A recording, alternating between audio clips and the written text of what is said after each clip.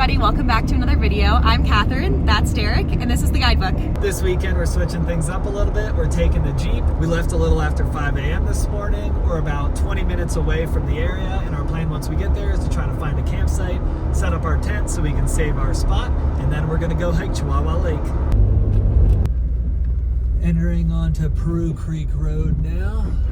We're a little bit down the road now, and as you can see, it's very potholy, but apparently all the way to the Chihuahua Lake trailhead should be passable for most two-wheel drive vehicles. You probably just want a little bit of clearance. We're coming up on some of the campsites now. We're about to pass Site 5, and we're about a mile and a half from the Chihuahua Lake trailhead.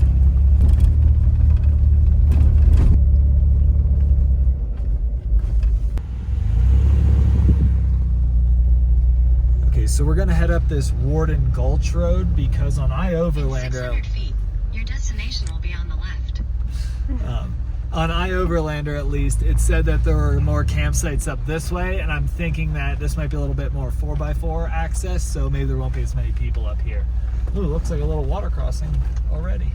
Head south.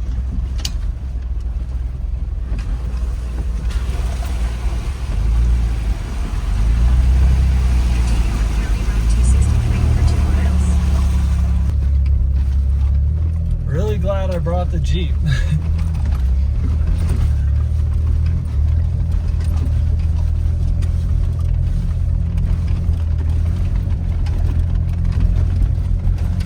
So like I said before, my hope is that there are some more campsites up this way, and I hope that a lot of people don't have vehicles that can access this area, and we're able to find a campsite up here. So every campsite we've passed so far has been full.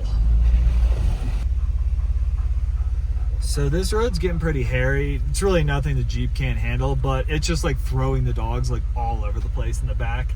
And with the conditions of this road, I don't think there's gonna be any more campsites up here. In this area, you gotta camp in designated sites. We just passed 24 a little bit ago, and then it got real hairy.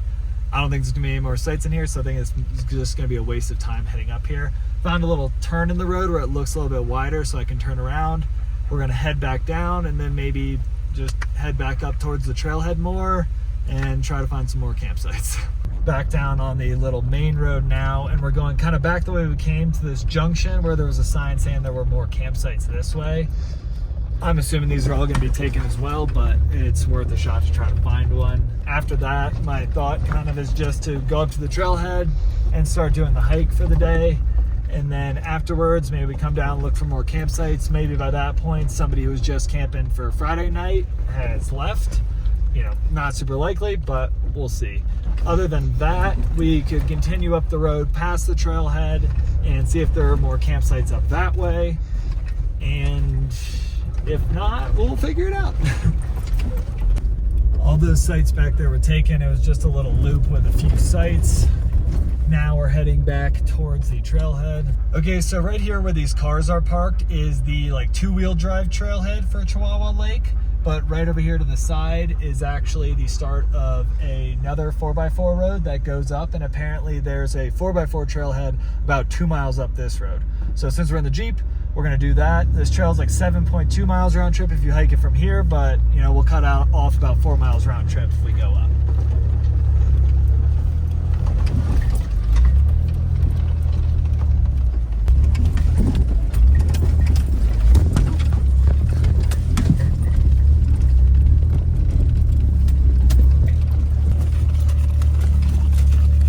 These 4x4 roads are more than I expected. Really glad we took the Jeep, because I was contemplating between the truck and the Jeep. But yeah, these are very rocky. Definitely need high clearance for these. You never really know with trail reviews how it's actually going to be, because sometimes people will say, oh my god, the road was horrible, and it's literally just like a washboard road that you could drive a sedan down. And then other times, you know, people say, oh, the road isn't too bad, and then it's something like this. So with the mix of reviews, it was really hard to tell what this was actually going to be like. But yeah, this is This is definitely high clearance 4x4 territory.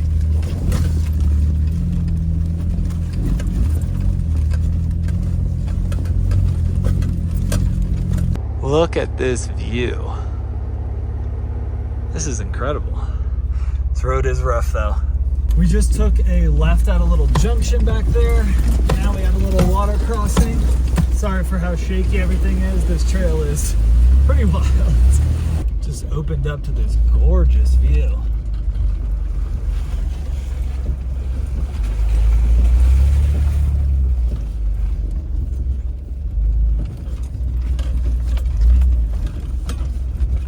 Derek's out just planning our route to get through here safely.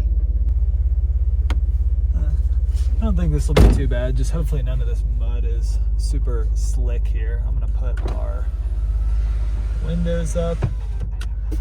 And I'm actually gonna close this for the time being. So there isn't a ton of mud in here.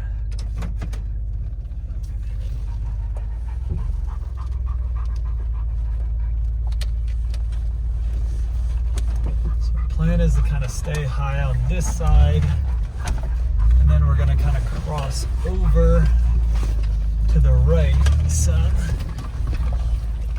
here.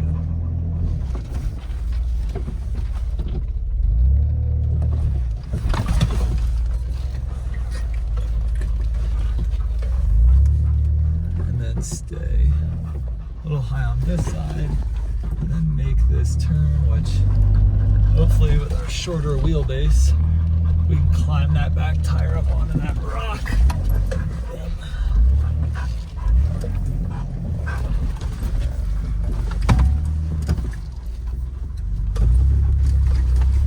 Woo. Did it.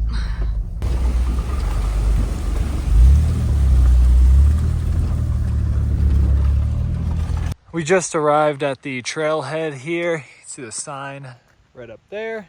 And I would not recommend coming up here unless you have a modified 4x4, honestly. You could probably make it up here with a, Jeep Wrangler, Rubicon, or a Tacoma TRD Pro.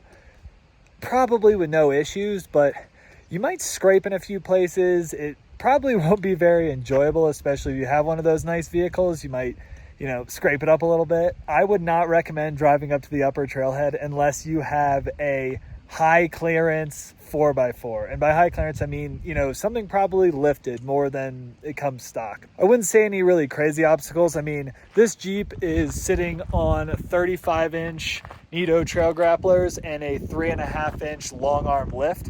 So this thing is super capable, had absolutely no problems, didn't scrape anywhere, didn't even really spin tire anywhere, nothing. But if you don't have a vehicle this capable, I would not recommend coming up here unless you have a ton of off-road driving experience and you know that you can tackle this type of terrain. To get to that lower trailhead before we turn on this road though, you could probably do that with a, two-wheel drive vehicle, maybe not a sedan. There's some a lot of potholes and some sections where you might want a little bit higher clearance, but pretty much most cars should be able to make it to that lower trailhead. We just hung out a little bit by the Jeep. I was feeling pretty nauseous after that drive up. So now we're gonna get started on our hike. We should have just under 1.5 miles up to the lake. We just started the hike and this is already gorgeous.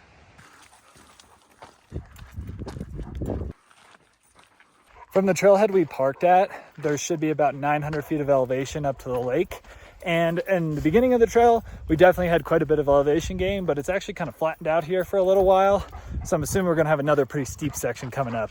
A little bit of a stream crossing right here, but you can pretty easily stay dry. Getting a little steeper now. Just came up through this steep, rocky scramble section. Really wasn't too bad, didn't even really need to use our hands, and the dogs were fine. This is steep. Looks like might be getting to the end of the steep part though.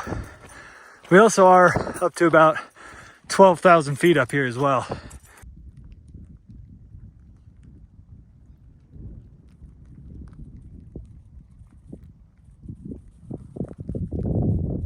It was getting super windy and rainy, so we didn't stay up there long, but appears to be clearing up now.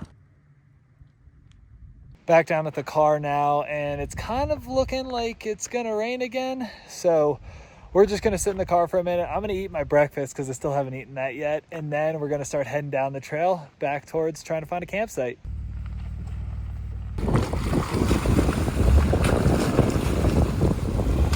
We just came down from that trail and we're back down at the main parking lot. And as you can kind of see here, there's a ton of cars at this parking lot now. We saw a ton of people heading up the trail as we were coming down. Now we're gonna head a little deeper into this area. There's another like OHV route that I found that, according to all trails, people drove like, you know, normal SUVs down. So that should be much more mild. We're also gonna look for more campsites. And then our trail that we're gonna hike tomorrow morning for sunrise should be at like the very end of this road.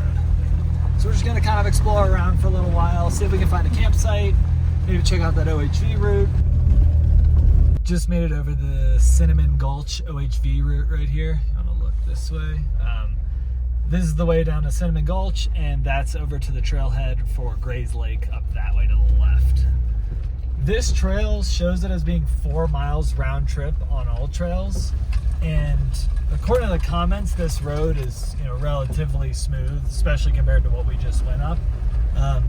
That being said, I did see some comments that said you had to turn around well before you were 2 miles into the trail, which looking at this, it looks like that will be the case. So we're just gonna check this out real quick. This section right here might be a little difficult for your average SUV. But the rest of the road so far has been pretty easy going. We made it up to the turnaround point here on Cinnamon Gulch OHV route, and the reviews are right. The trail kind of dead ends right here around 1.2 miles in. Probably just gonna turn around and head back down this and maybe find a spot to hang out, eat some lunch, just chill for a little while. We did find one campsite number 29 as we were driving out here, but we kind of wanted to keep driving, see if there were any more options available, and we didn't really pass any more. So we'll probably end up going back to campsite 29. Or maybe if the weather's gonna be bad, then we'll just wait out the weather a little bit in the car at the trailhead and then go hike Gray's Lake and then get out of this area to maybe somewhere with better weather, or head all the way home if the weather's gonna be bad everywhere. Once we drove up and Catherine felt confident with the route, we switched and she's been driving down. This is such a cool little OHV trail. So glad we took the Jeep on this trip.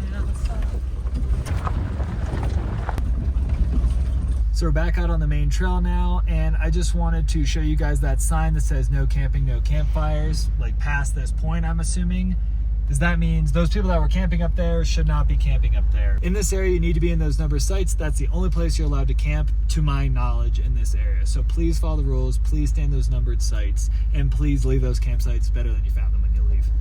Now we're gonna head up this way to the left to the Argentine Pass trailhead and just kind of hang out and try to make kind of a plan up there. This weather is so iffy. When I had originally checked and packed up the Jeep, there was a very minimal chance of rain. So I brought our like instant pop-up tent, which doesn't have a great rain fly. So that's what we're trying to kind of gauge here. If it's gonna rain, if it's gonna rain tonight, then we might just try to get back to service and find a place where it's not gonna rain tonight. If it's just gonna rain a little bit this afternoon and then stop, then we'll probably try to camp somewhere out here, you know, go back to one of those numbered sites. But we just don't really know. It's just not really worth it to get soaked if it is gonna rain. So we'll go up here, hang out for a little while, try to kind of gauge it, see if we get any service. If not, we might just hike Gray's Lake anyways tonight because we have a ton of time. It's only 1 o'clock in the afternoon right now. I thought, you know, hiking that other trail and driving up the OHV route would take a lot more time than it did. So we might just do that anyways tonight, just in case the weather ends up being bad, and then we can head back into town, get some service, and then we can always bop to another, you know, camping area if there's gonna be somewhere where it's not gonna be raining tonight. We're about to start our hike up to Gray's Lake. This hike is 4.6 miles round trip with about 1,200 feet of elevation gain. And hopefully the weather holds off. Blue skies and then some not so blue skies. So far the trail's just been following this access road. There have been a few junctions, but it's been pretty easy to stay on course. It's drizzling a bit on us right now. Hopefully it stops. When the sun came out, I got kind of excited, thinking we were gonna get to see the beautiful blue color of the lake. And now the clouds are back. Hopefully the sun comes back out again before we get back up to the lake. Such a beautiful area. Little mini water crossing, looks pretty easy to stay dry.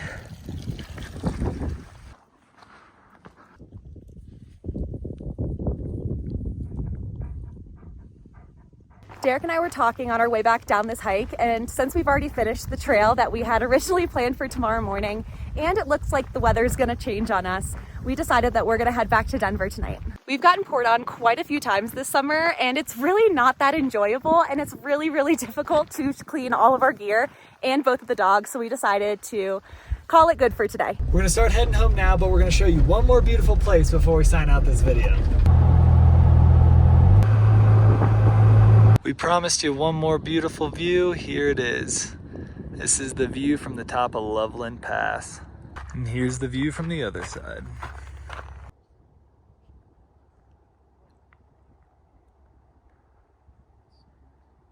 We just got home, we were about to start cleaning out the Jeep, and I realized that I never signed out this video. I know it didn't really go as planned, but thank you so much for watching. If you enjoyed it, please subscribe to the channel. And as always, leave better than you found it.